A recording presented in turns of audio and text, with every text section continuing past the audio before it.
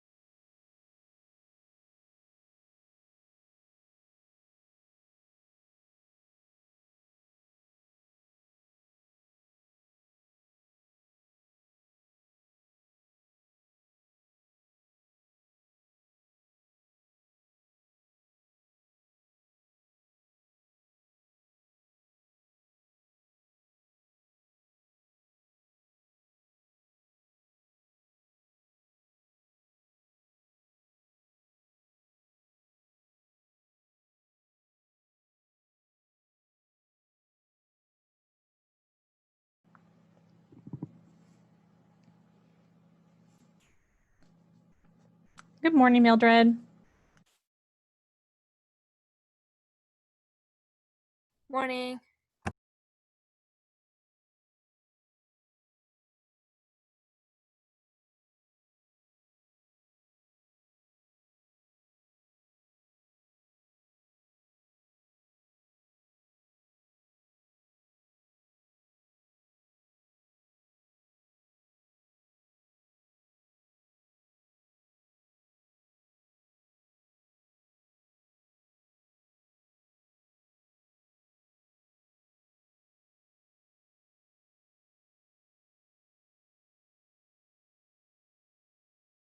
Good morning, Edison.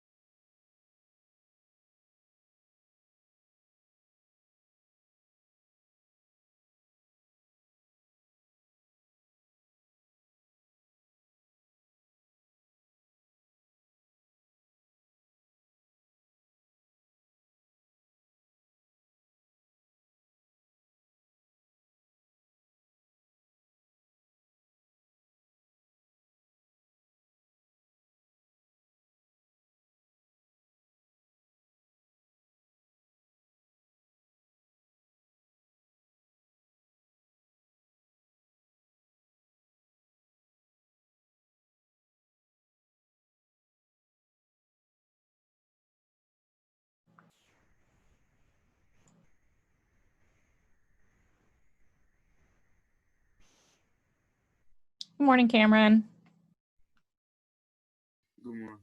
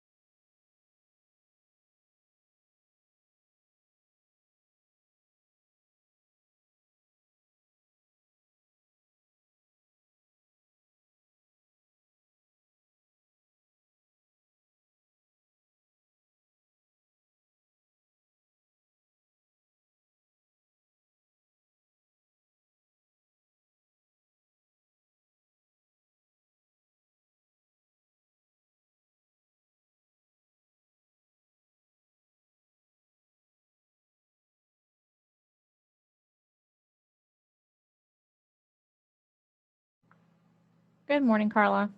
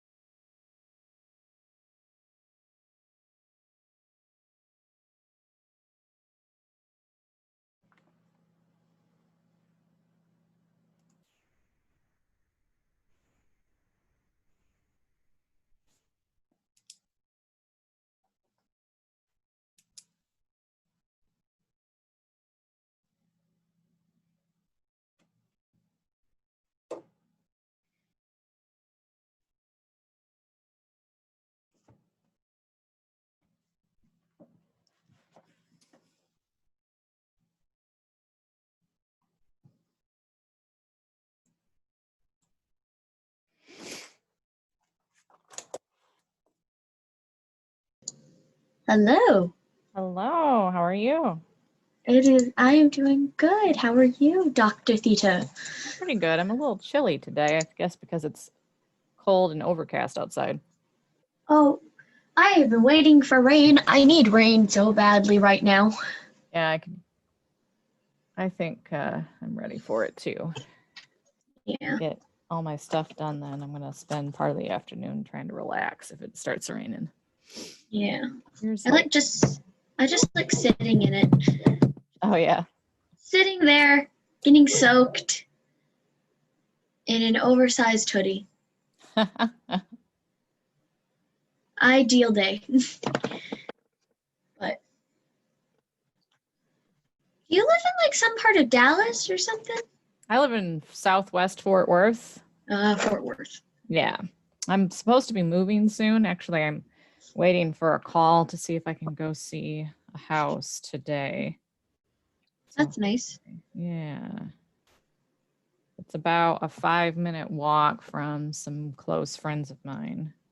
That'd be nice too, especially since like we're all in quarantine. Yeah, exactly. So right now I live close to some other friends, but apparently Schoology is down right now, so that's fun. Oof, that's gotta suck. Well, if we can't do our exit ticket, we will do it next time. Not a big deal. I need to get Twitch. Maybe I can get on my computer.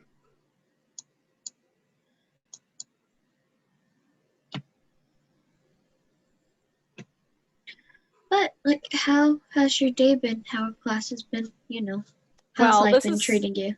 This is the first class that I teach on a day, actually. So I've been working a bunch. That's fun. That's real fun. So, but yesterday's went pretty well. So can't complain. All right, everyone, it is 10:50, so if we can all get our cameras on, please, I would appreciate it.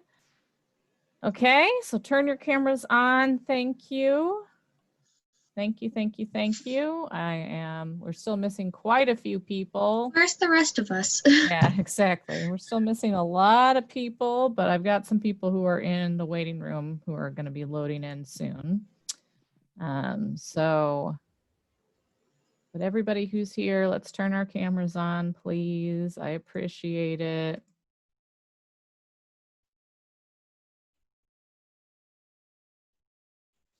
Cameras on, y'all. Thank you, thank you, thank you, thank you.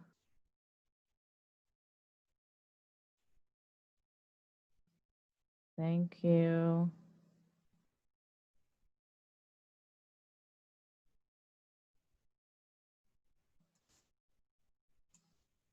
Still got a few people I got to get their cameras on, please. Wace, Ahmed. I know people are loading in.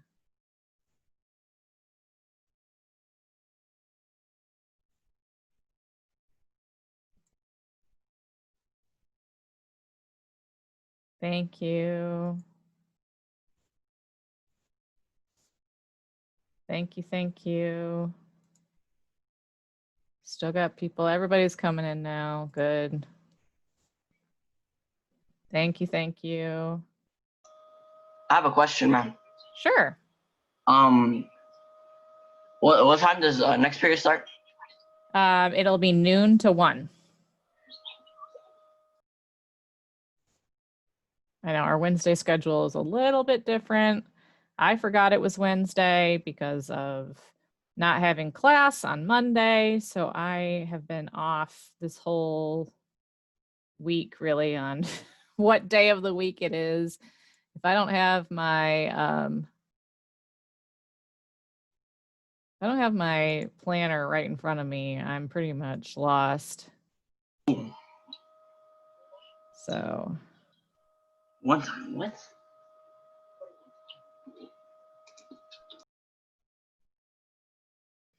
So let's just get our cameras on. Remember our norms that we are cameras on, muted, right? Thank you. Everybody who's now turning their cameras on. I need to see you so that I can count you as here for the purposes of attendance. Can you answer a question for me? Yes. Ligma? Let me see. Daddy chill. Okay. All right. Everybody here? Thank you.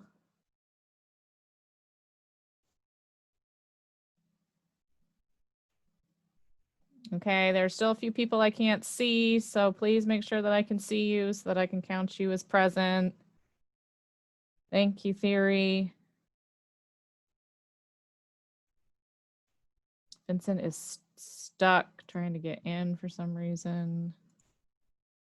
Who are we missing? I don't see Alyssa. Alyssa? No. Jaden is here. Elizabeth. I don't see Tyler. I don't see, oh, there he is in the waiting room. Oh, Alyssa, thank you. Yeah, see, there's so many people who join so fast, I can't always see you. So that's why I'm, Aiden. Okay. Still got a few people without their cameras on. Please turn your cameras on so I can count you as here, okay? I got to be able to see you too, so Wace, I got to be able to see you. Move your camera down so I can see you, please. Okay, all right, let's get started. So we don't have a lot of time. It's very important that you try to get here as quickly as you can, okay? So that we can get started on time. So today we are basically going to introduce plot analysis, okay? This is going to be something that we're going to go back to over and over again this whole semester. And you're actually going to get your first shot at attempting plot analysis today. So it's going to be a skill that you'll be required to do over and over and over again. So remember, turn on your cameras, be ready to participate. Because I will be cold calling people at some points. You are being recorded. Make sure you raise your hand if you have any questions. Feel free to, if you need me to re-explain something or if you need me to slow down or go back, please let me know because I can't tell from your body language like I would normally be able to do. So I'm relying on you to communicate to me when you need me to slow down, okay? So right now, your theater journals, 2 minutes. I would like you to write how you think theater has changed since its origin or since the beginning, all right? So 2 minutes. How do you think theater has changed since its beginnings? That time starts now.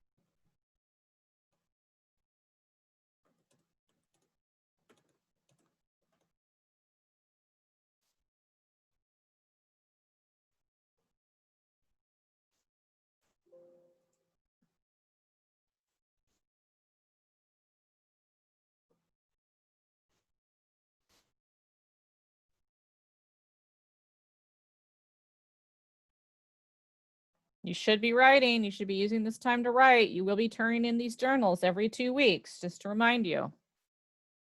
You got about 30 seconds.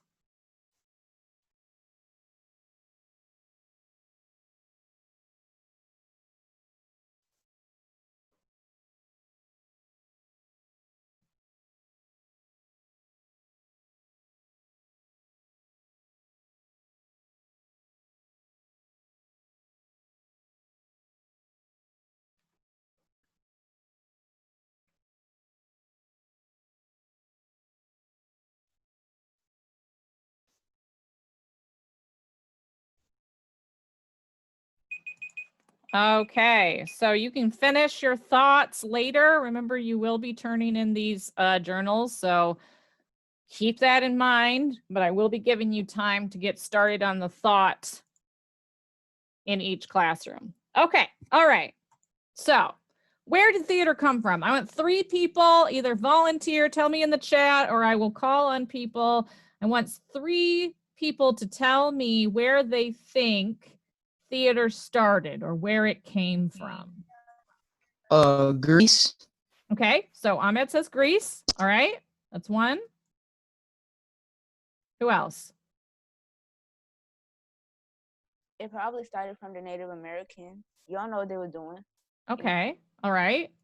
We've got Rome, Native Americans, and Greece. All right, all good answers. The answer is that we actually don't know for sure. Now, why not? Why can't we pinpoint where theater originated? Somebody tell me why they think. I think the reason why we don't know where exactly theater originated is just because it's been kind of evolving with our culture and there's different types of theater all over the world.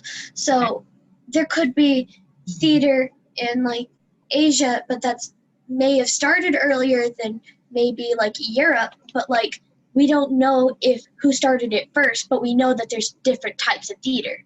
Okay, all right. So we've got that. We've got Hannah saying that it's because of how old it is. So both of you are right. The other reason why is because, oh, Tyler says that we did things that developed emotion even before true language. Okay, good, right. But the other reason why is that a lot of these cultures did not necessarily have a written language. They didn't need to write stuff down, right? Because most of the time, cultures didn't really develop a written language until they had developed a sort of monetary system, right?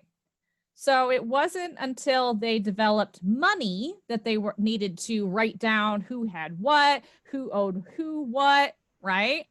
So they may have done theater and they just didn't write it down. Now, there are also examples. Go ahead. Who was going to speak?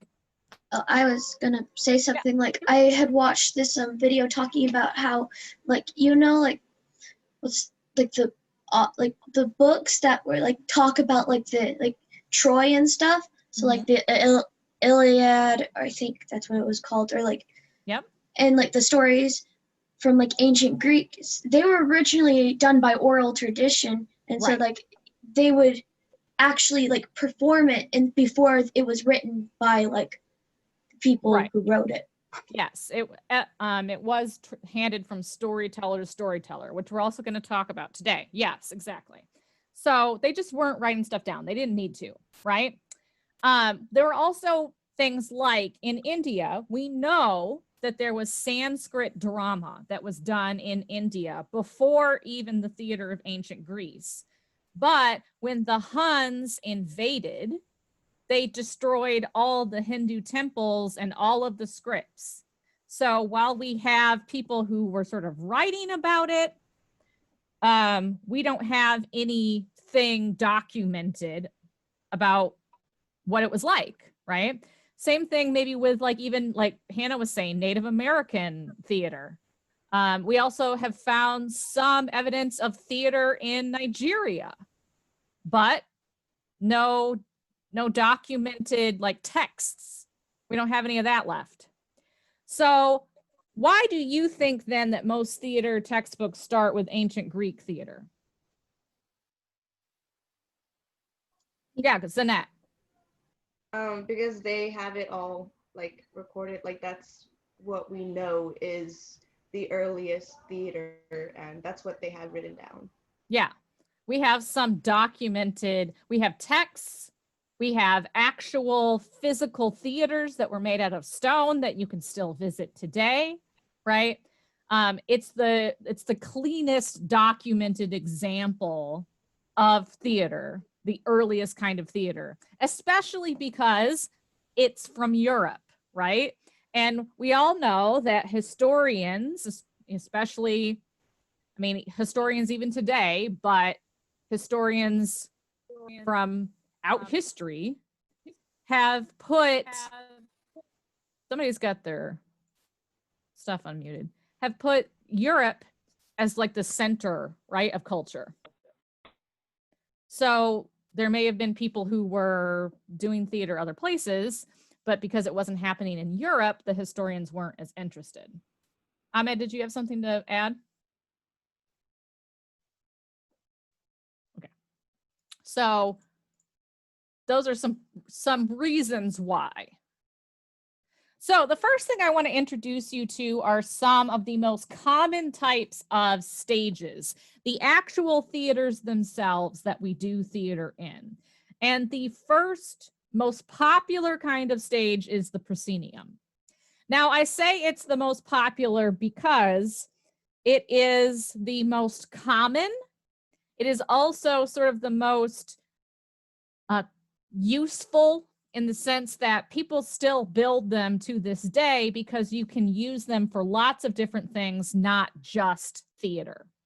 So if we were going to get the money to build a theater for Uplift Summit, the chances are pretty good this is the kind of theater that we would create because you can use it for music, you can use it for choruses, you can use it for theater, you can use it for graduation ceremonies or speakers, right? The other reason why it's so popular is the fact that it has a lot of built-in storage space. So there's all this space over here on the wings where you can put stuff. You can also put stuff way up in the ceiling in the fly space and hoist stuff up and down. So it makes it really easy to change from one event to the next. So prosceniums are basically your most common theater. It was also a actual rule for a long time in places like France that theater had to be done on the proscenium stage, which probably contributed to its popularity. Any questions about the proscenium? Has anybody ever seen a proscenium stage before? Several of you have, a few of you haven't. If you look at it and think about it, it's also kind of what movie theaters are modeled after, right? If you imagine that this was a screen, then you have like a little gap and then the audience goes up. Cameron has, yeah. So pretty popular, pretty common, still built to this day. The second most popular type of theater is called a thrust. Okay, so this theater actually goes out into the audience and the audience comes around and surrounds it on three sides. It is most commonly used in educational spaces or small spaces because you can get a lot of people into the audience for this kind of theater, right? So if you don't have a large space and you want to get as many tickets sold as possible, this would be a good option. As you can see, it doesn't typically have a fly space. There's not a lot of storage. You only have this area behind, and sometimes that area is very shallow. But what it's good for are plays that have a lot of emotional intensity because the area between the actor and the audience is extremely thin, right? As opposed to if I go back, let me go back, sorry. Oh, my cat is now crying. Okay, proscenium, you've got this large gap, and this is the orchestra pit that divides the audience and the actors. Whereas with the thrust, you don't have that kind of division, right? What do you mean, Hannah?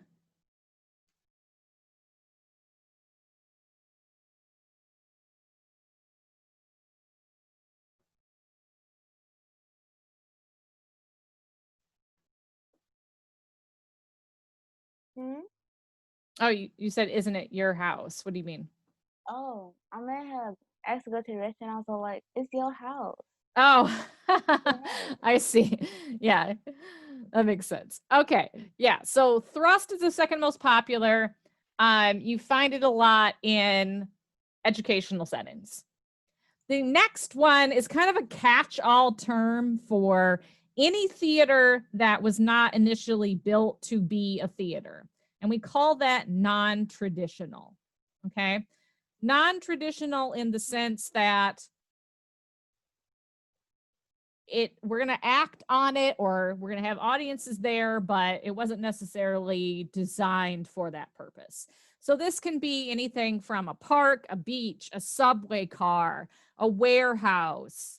You've seen that in The Office? Yeah. You know, anywhere that they'll let us do theater, we can get permission to do it, we will. So non-traditional spaces, if it's not clearly a proscenium, if it's not clearly a thrust, if it doesn't look like a structure that was built specifically for theater, chances are pretty good it's non-traditional. So if you've ever heard of like Shakespeare in the Park, right? That's a very popular one. Like I said, I've heard of theater on subway cars. in restaurants and a Best Buy on the streets of Chicago, right? So all of that, non-traditional. Okay, any questions on proscenium, thrust, or non-traditional? Those are what we'll use for our 3 categories of stages. No, no questions? Okay, all right. So now let's talk about different types of plays. We're going to start with the 2 sort of main genres as they originally existed. The first is tragedy, and the second is comedy. So for tragedy, traditional tragedy, you had to have 3 things. The first is a character who is suffering a tragic fate, meaning that they are destined for something to happen to them, and no matter what, they cannot escape it. It is their fate. It is fated to occur to this person. The second thing in a traditional tragedy is that somebody had to die. There had to be a death. Okay? So whether it's the protagonist or somebody close to them or the antagonist, somebody has to die. Usually it was the protagonist. And the third thing is that it had to be a plot of serious nature. Okay, so it's not meant to make you laugh, right? It's about a serious theme.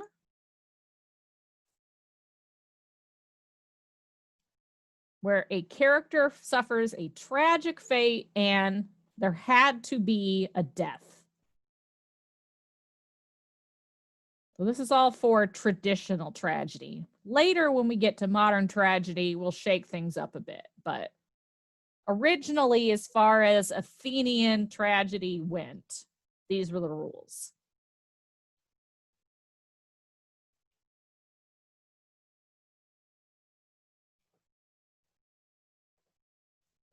I can see a few of you are writing, so I'm going to wait a minute.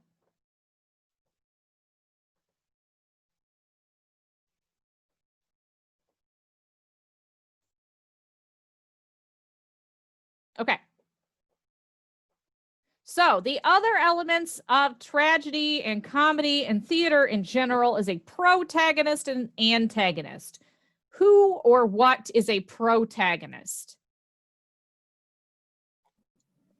Who knows? Sorry? May I answer? Yes. So protagonist basically is like the main character of the story.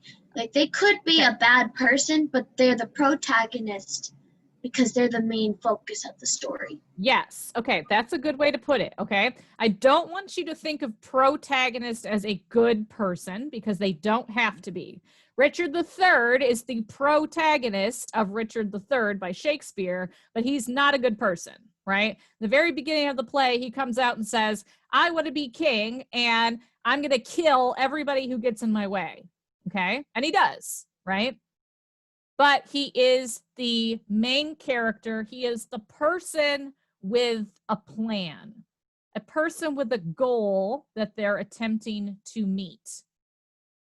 The antagonist is the person or group of people or forces that get in the way of the antagonist. So we have antagonist and we have protagonist, and they are sort of up against each other. They're struggling back and forth, right? Protagonist wants something, antagonist is trying to stop the protagonist along the way.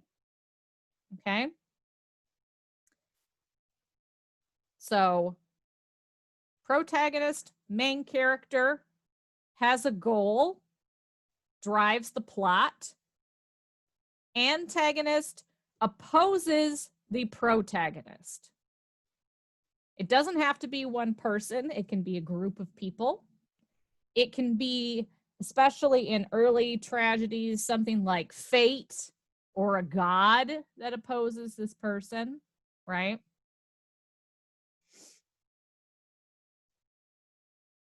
But opposing forces at work.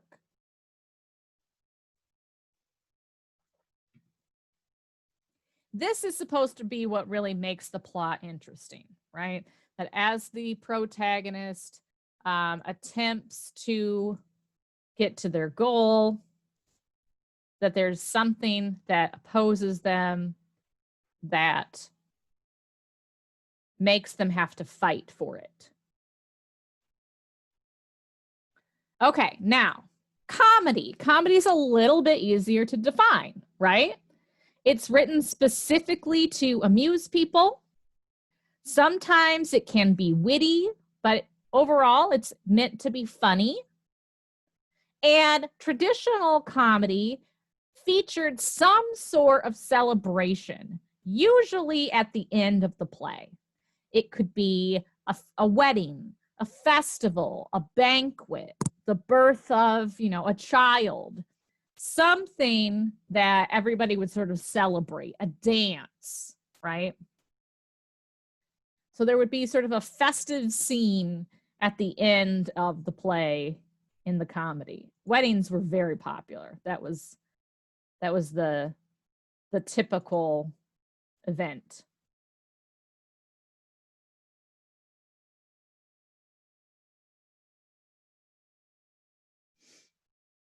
Pretty clear, right? Comedy, pretty clear. Tragedy comes with a few extra rules right from the beginning.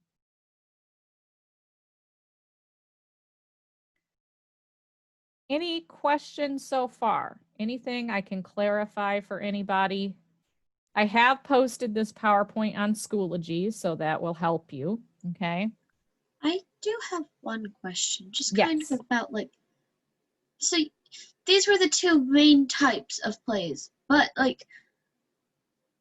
they're obviously there's gonna be people who subvert,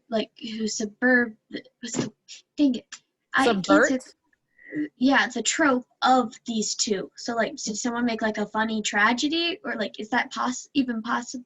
I know that's possible, but That will come later. Yeah, we're starting with sort of the origins, right, where things started. And we will even have in ancient Greece, Euripides will break some of the rules, right? okay. Yeah, but right now we're just establishing sort of what the first rules were, and then we'll get to all the people who get to break them. Okay. Yeah, you're good. Okay, good. Anything else? Okay, so let's talk about the elements of plot, right? Because I said that we're really going to focus on plot analysis today, all right? So these are the elements of plot as they occur from beginning of the play to the end. So the first thing we start with is the stasis of the play. And the stasis of the play is the world at the beginning of the show. Think about this as the who, what, where, when, why, right? Who are these people? What is going on? Where is this happening?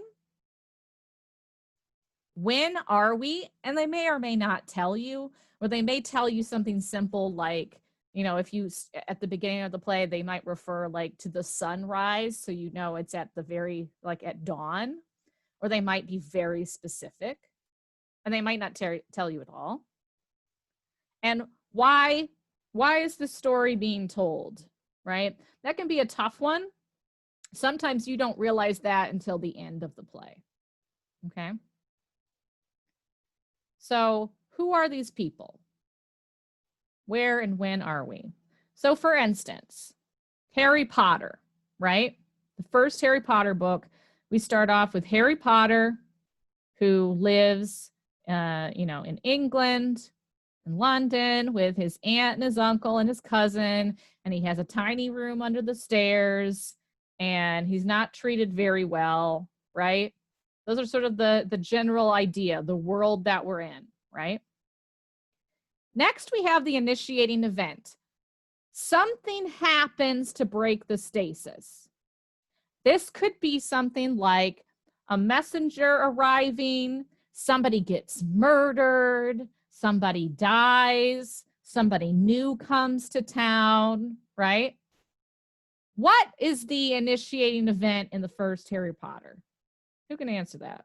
Who knows? Raise your hand.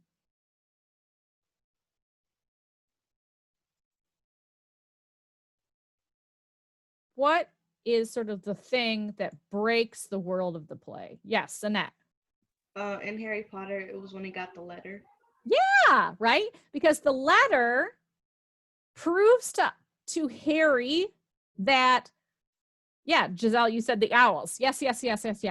It's this moment, right? That there's another world out there that he is supposed to be a part of, right? Okay, good, excellent. So you guys are already getting the idea. Next, we have the rising action. So the protagonist starts working towards their goal. Okay, so Harry Potter, he finds out he's meant to be a wizard. He gets to Hogwarts. He starts finding out information about what happened to his parents, right? How they were killed, all that fun stuff. Sorry. Come on, Henley. Let's go. Get into my lab. So the protagonist starts working towards their goal. The crisis occurs approximately halfway through and is the no turning back point. At this point, the protagonist cannot return to what their life was like before, right? So for Harry Potter, about halfway, I think, is where he finds out the idea that maybe Voldemort isn't really gone, right? So he can't just go back and pretend that he doesn't have that knowledge. So the crisis can be the most difficult part to find, which is why I note that it's usually right around halfway. So if you struggle to locate it, go to about halfway through the play and see what happens around that point. If the play only has one intermission, it's usually something really significant that happens right before intermission so that you're drawn into the story and you want to come back after intermission, right? So the next thing is the major climax, which is the highest emotional point of the play where the plot is resolved. So Harry defeats the creepy Voldemort face on the back of Quirrell's head, right? So the protagonist either succeeds at their goal or fails utterly.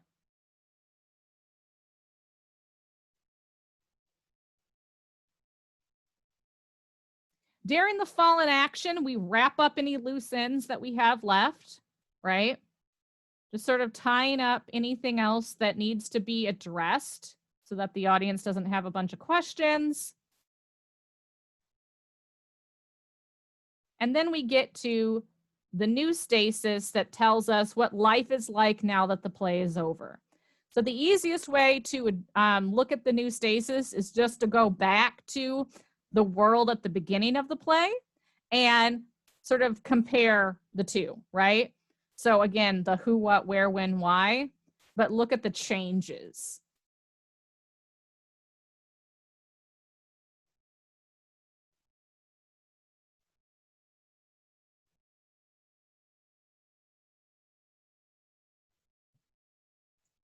Any questions about the elements of plot? Like I said, this is going to be pretty significant. It's something that you're going to keep doing throughout the semester. So when we read a play, we'll use the elements of plot and try to pinpoint each moment.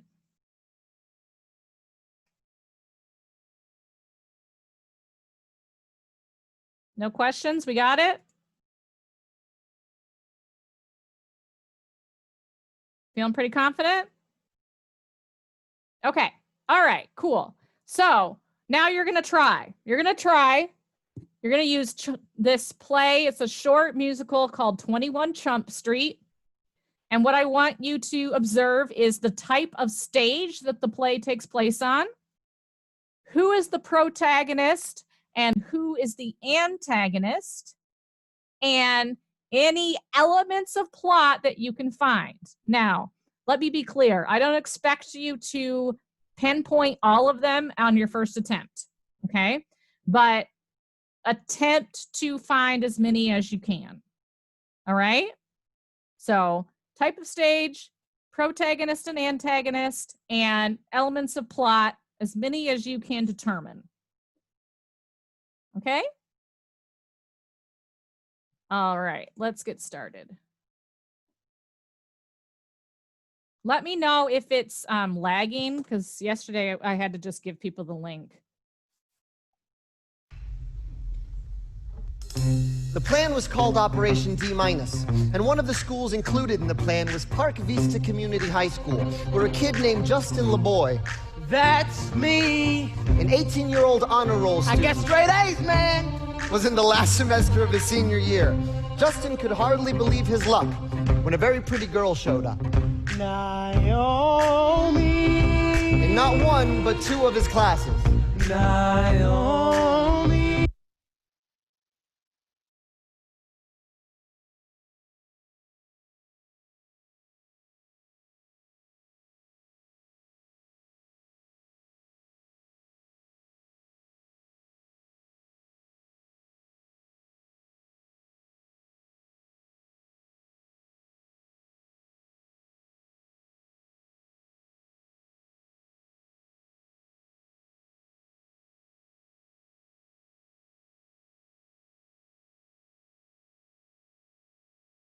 There's the link. Go ahead and watch it.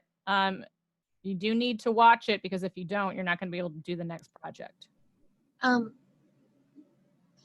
It's just that whenever I watch something, I can't hear it because I have to keep Zoom on.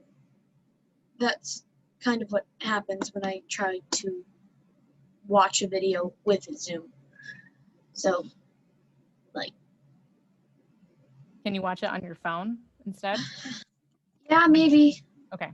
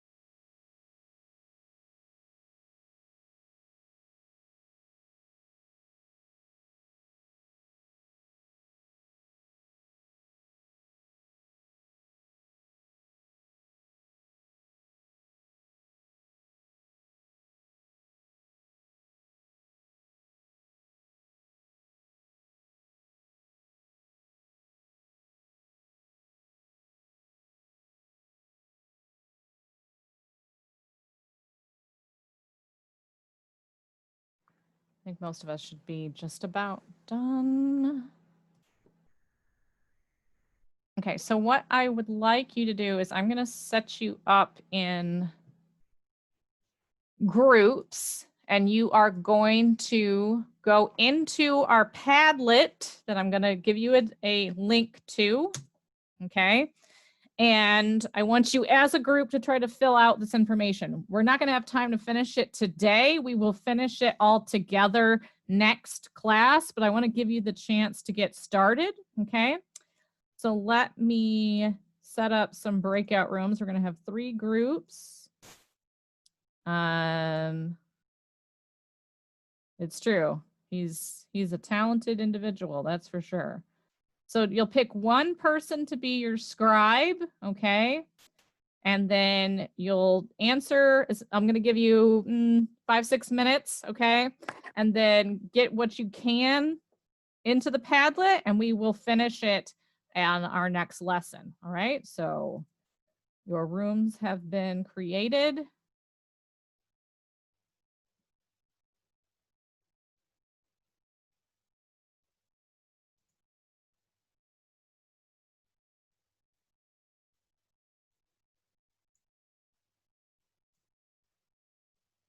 Need you guys to go into your rooms, please.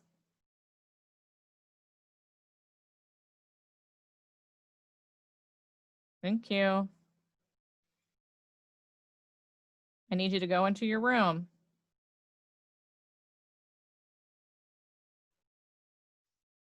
Wait, you have to go into your room.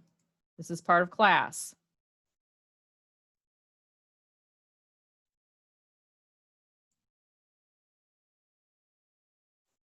If you're not going to go into your room, I'm going to remove you.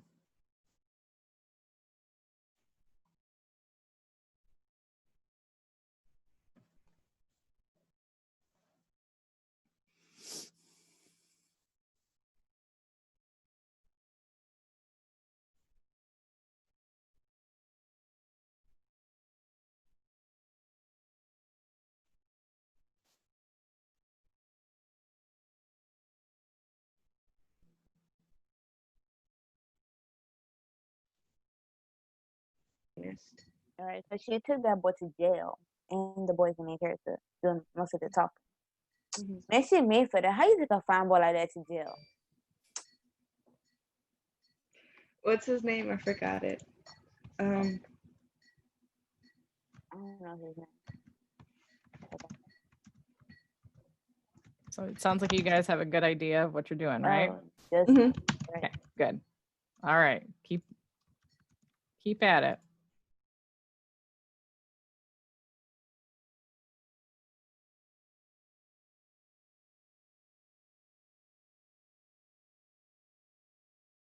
Originally in the room under the stairs, what do you think Justin's beginning of his story was?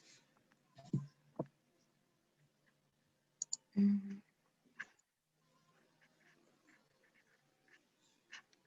was just a student. He was just a student. That is a good area. Yeah. Wasn't he like a senior student?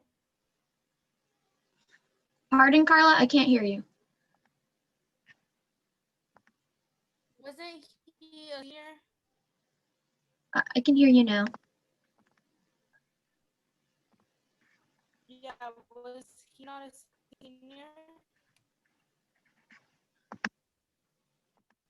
Wait, She's saying he's a senior. he's a senior? Okay. Mhm, yep. So, what do you think the initial event is? I think I'm saying that right. What do you think the initial event was? What do you think started our whole plot? How we doing in here? We're good. Okay.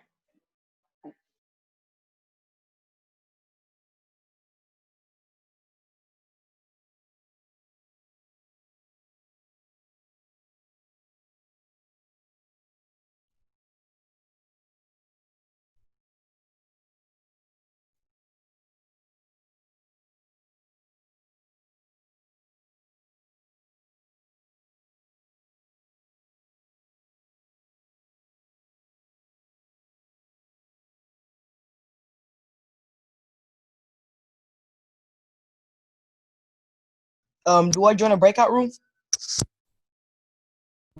I lagged out.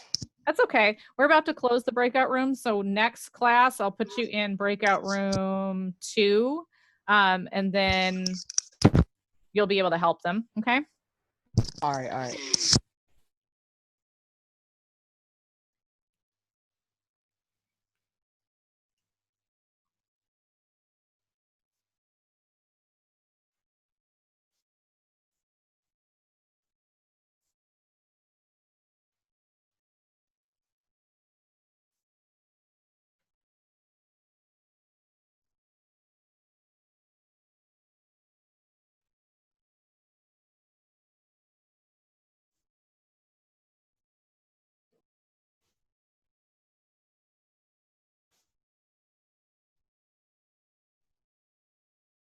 Okay. I think most everybody is back.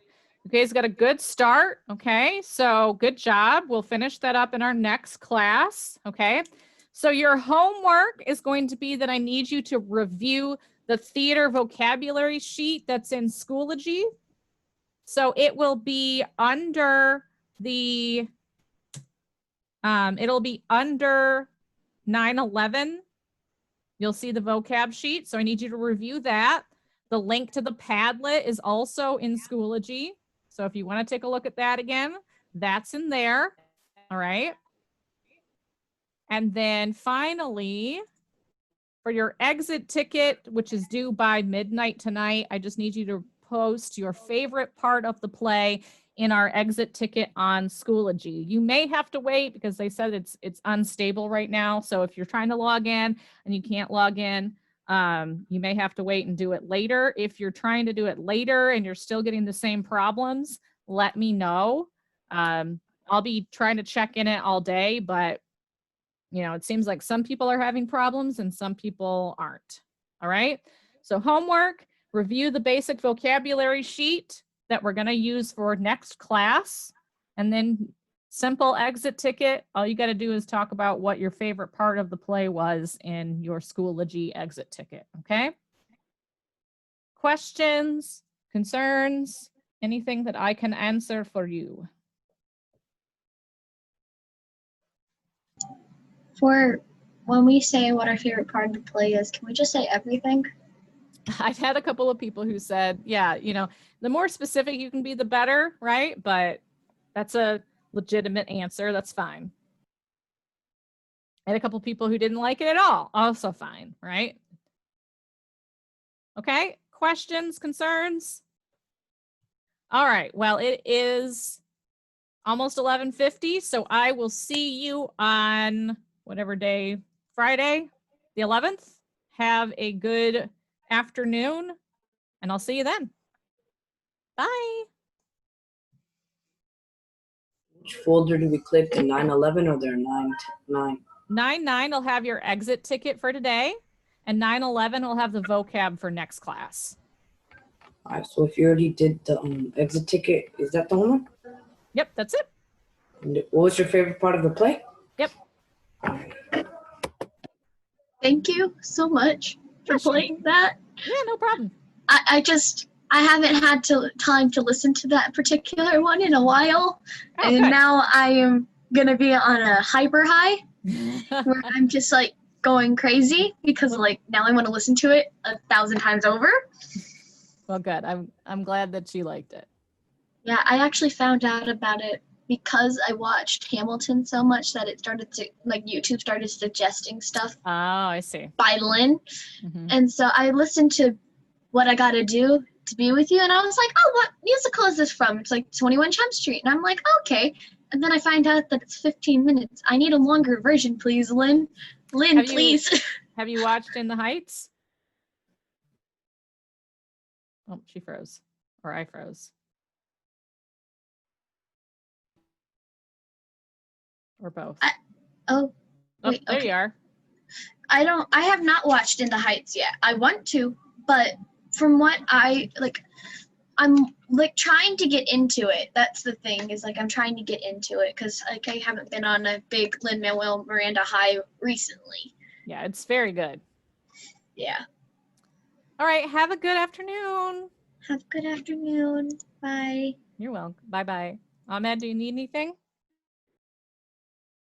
Nope, he left.